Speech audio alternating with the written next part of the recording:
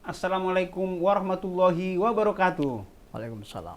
Selamat berjumpa kembali bersama saya Erman Tale Daulay di channel YouTube Tale Trias Info dalam program Bincang-Bincang Tipis-Tipis.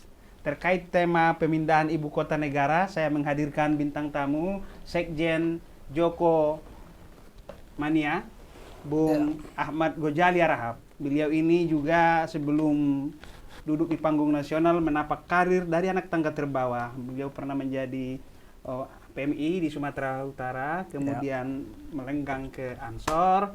Jadi beliau sangat memahami dunia aktivis ini. Jadi belum lama ini beliau meluncurkan ataupun menyuarakan tentang ibu kota negara. Beliau menyerang pada pihak-pihak yang tidak sependapat dengan pemilihan ibu kota negara. Dan saya pernah akan mengajukan pertanyaan receh juga buat beliau dulu. Bung Gojali, di saat pandemi, krisis kesehatan, ekonomi, banyak pihak yang menyayangkan pemindahan ibu kota negara ini, ataupun belum waktunya, ataupun seperti apa. Gimana komentar Anda? Iya, saya kira terlepas dari hari ini ada pandemi, ada COVID, ada macam-macam ya. Tapi pemindahan ibu kota itu adalah sebuah keharusan. Artinya jangan sampai gara-gara ada pandemi, sementara program yang sangat penting, program yang sangat baik, program yang memang sangat dibutuhkan, itu bisa tertinggal. Jadi selain kita memang harus menyelesaikan masalah pandemi atau mengatasi masalah pandemi, tapi pemindahan ibu kota ini tetap berjalan, tidak boleh berhenti. Nah, apalagi undang-undang pemindahan IKN ini adalah sudah disahkan. Artinya untuk menjalankannya adalah menjadi sebuah keharusan. Jadi begitu undang-undang disahkan, ya harus dijalankan. Dan nanti siapapun presiden pasca Jokowi itu tetap harus dijalankan karena undang-undang itu mengikat semua. Dalam perspektif Anda, apa yang mendesak pemindahan ibu kota ini sehingga Anda begitu mendukung kuat pemindahan ibu kota ini? Ya, pertama ini kan memang ada aspek historis ya, bahwa pemindahan ibu kota ini sesungguhnya sejak zaman Soekarno. Ya. Wacana pemindahan ibu kota ini adalah sejak zaman Soekarno, yaitu pada tahun 1957. Ya. Di saat Soekarno waktu itu meresmikan Palangkaraya, Kalimantan Tengah. Nah, di situ dia sudah menyampaikan bahwa ibu kota bisa dipindahkan ke Palangkaraya. Itu yang kedua, itu yang pertama. Yang kedua, itu pada saat zaman Soeharto. Ya, ke Jonggol dulu. Nah, 97 ya ke Jonggol, diarahkan ke Jonggol. Terus kemudian pada zaman SBY juga 2013 itu juga sudah diwacanakan. Ya. Jakarta dibangun sedemikian rupa, terus kemudian kota pemerintahan dipindahkan. Nah, yang terakhir itu pada saat 2019 yang lalu Jokowi sudah mengumumkan ibu kota akan dipindahkan. Artinya ini adalah melalui proses dialektika yang cukup matang. Bukan ujuk-ujuk tiba-tiba ada yang bilang dadakan lah, ada yang bilang tiba-tiba. Enggak, ini prosesnya sudah panjang. Nah, kalau kita lihat dari sini kan jelas bahwa ini menjadi kebutuhan karena beberapa faktor. Faktor lain misalnya Jakarta ini sudah lama lah. Sudah lama. Pertama banjir. Yang kedua, Jakarta ini lalu lintasnya sudah sangat krodit. Terus yang ketiga, Jakarta ini penduduknya hampir tidak bisa dikendalikan. Artinya menambah terus, tambah terus. Terus yang berikutnya adalah bahwa udara di Jakarta ini kan sangat kotor. Bahkan salah satu penelitian itu mengatakan bahwa udara Jakarta ini nomor 2 terkotor di dunia. Ya. Selain Lahore, Pakistan. Jadi Jakarta. Bahkan yang terakhir saya lihat udara di Jakarta ini nomor 1 terkotor di dunia. Nah, untuk mengatasi semua persoalan ini, maka sudah benar solusinya ya ibu kota dipindahkan. Jadi pemindahan ibu kota itu saya kira bukan, ya kita harus melihat visinya harus ke depan lah.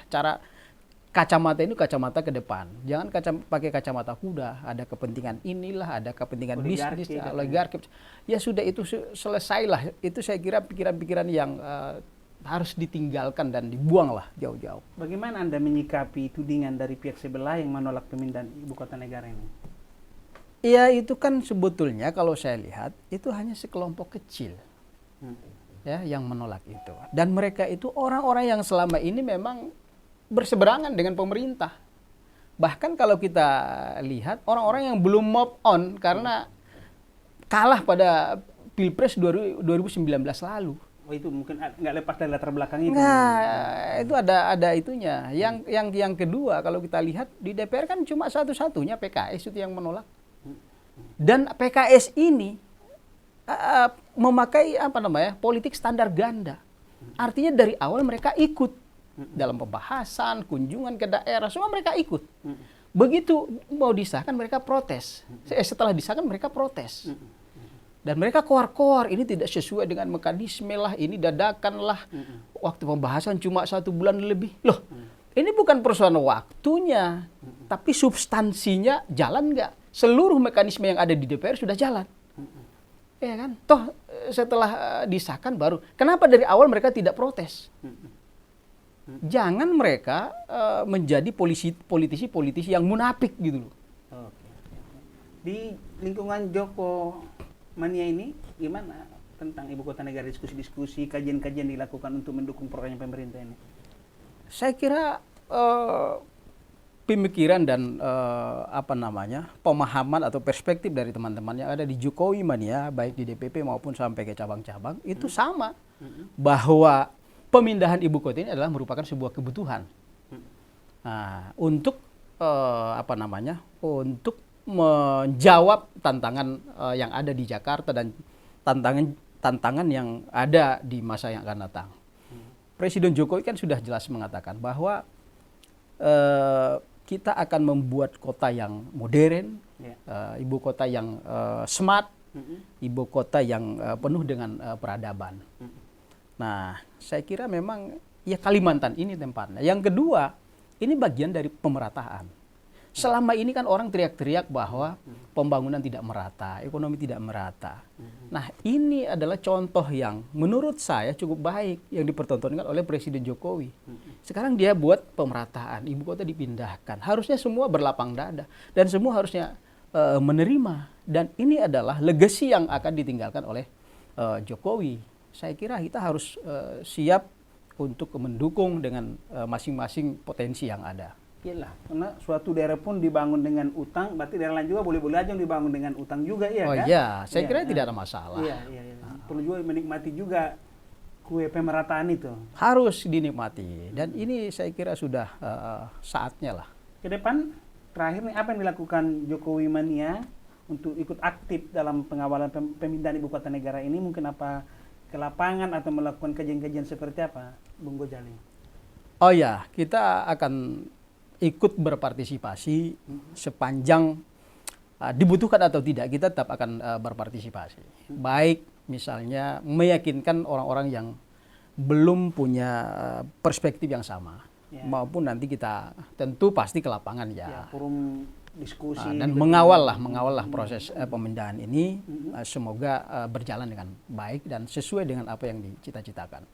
Anda kan seorang aktivis, begitu mendukung sesuatu kan harus melalui penelitian, kajian, tidak ujuk-ujuk all out mendukung ibu kota ini. Berarti Anda sudah melalui proses kajian ataupun walaupun lewat kepustakaan sudah Anda lakukan ya? Sejak Presiden Jokowi mengumumkan pada 2019 yang lalu, kita sudah banyak melakukan kajian, diskusi, kemudian survei ke lapangan. Kita sudah melakukan itu dan ya benar, kita sebagai aktivis dan memang orang yang punya kecerdasan berpikir, itu tidak mungkin membabi buta. Dan tidak mungkin kalau istilah istilah santri itu fanatik buta, nggak mungkin. Pasti punya dasar, punya argumentasi, dan punya data yang sesungguhnya kuat dan akurat.